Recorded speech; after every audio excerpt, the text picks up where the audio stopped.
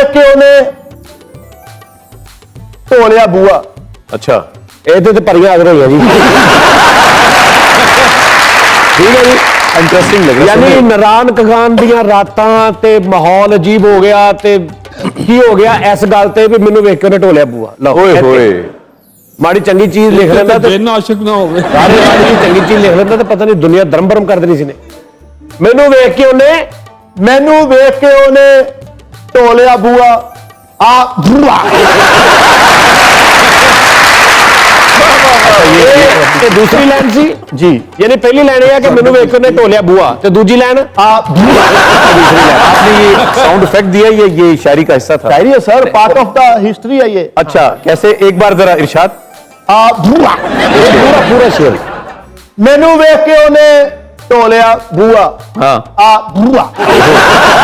मेरे पीछे वो इदा पेंदी। जी जी वाह। मेरे पिछे इदा पेंदी, मेरे पिछे इदा पेंदी ओए बिल्ली जिवें मैं चूहा आ बुआ। एक परी वेख के इनू कहंदी आ फूआ।